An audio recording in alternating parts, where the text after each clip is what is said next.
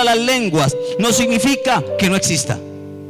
Si usted no cree en lenguas o no habla en lenguas, el hecho que no hable en lenguas o no las crea no quiere decir que el don de lenguas no existe. El don de lenguas es tan real como que usted está aquí en esta mañana. Amén.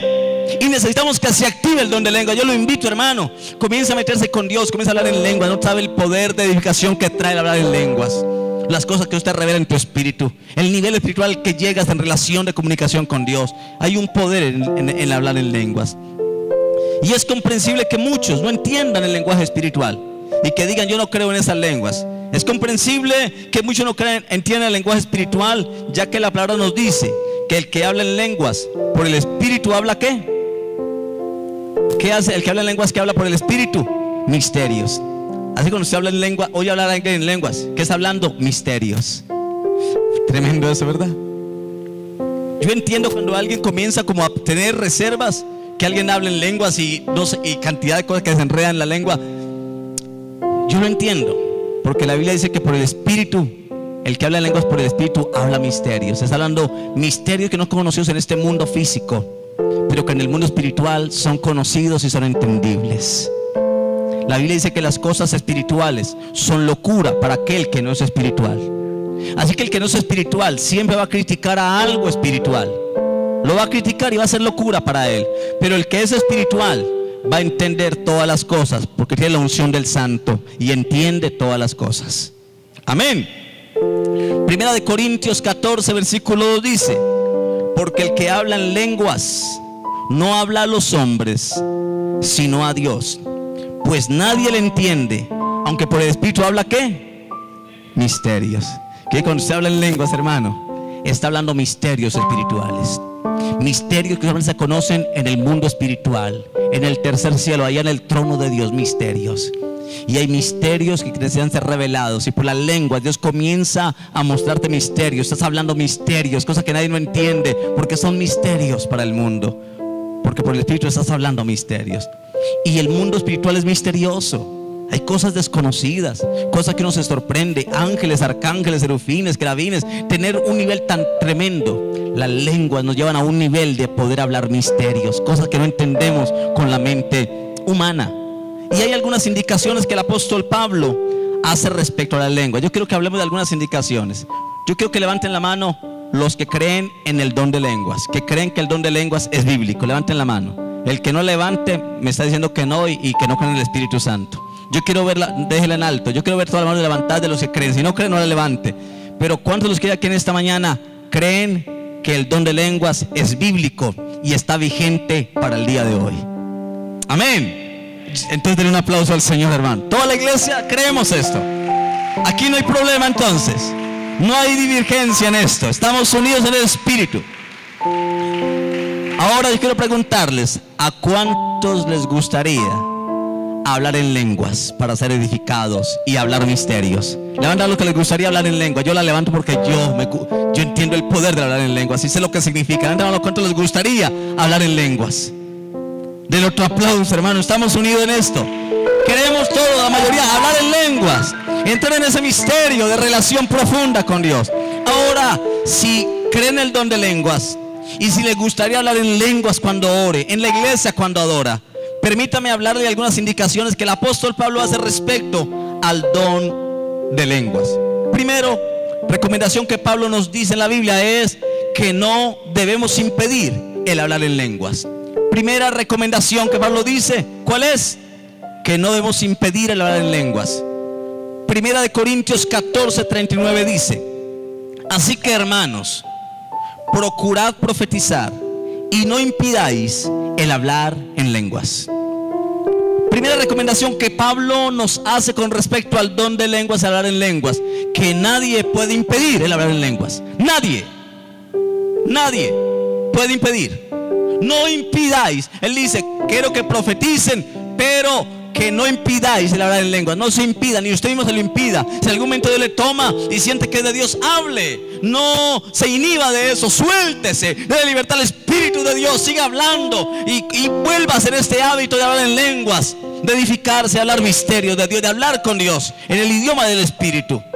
Pero si usted ve a alguien que habla en lenguas, no comience a señalarlo, ni a juzgarlo, ni a impedirle hablar en lenguas. No lo haga, es antibíblico hacerlo.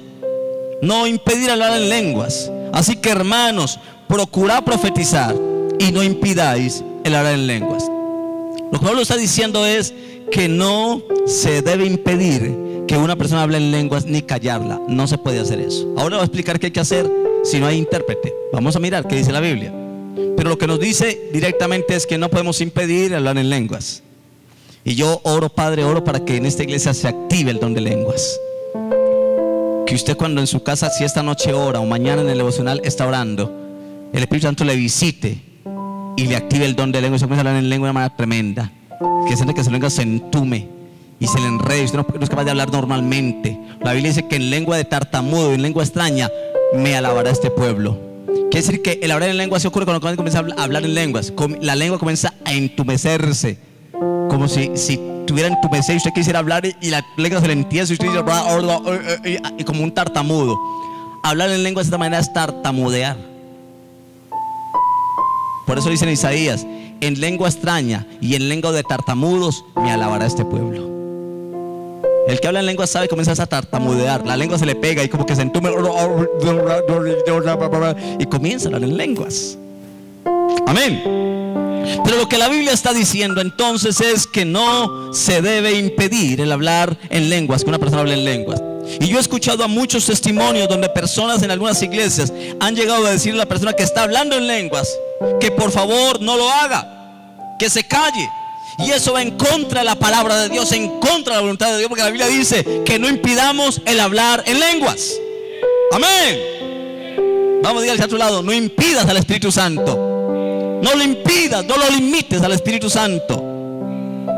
La voluntad de Dios y el deseo del Espíritu Santo es que los creyentes usen los dones que Él nos dio. Amén. ¿Cuál es la voluntad de Dios? Que los creyentes usen los dones que Dios le dio. Yo quiero ver la mano levantada de cuántos tienen dones espirituales. Levanten la mano los que tienen dones. Todos. Yo te voy a decir que todos los que están aquí, todos pueden hablar en lenguas. Todos pueden hablar en lenguas. Son dones, son regalos. La voluntad de Dios es que los creyentes usen los dones que Él nos dio. Y las lenguas son una señal para el no creyente. La interpretación de lenguas es el mensaje de Dios a la iglesia para que entienda eso. Hay lenguas humanas y angélicas.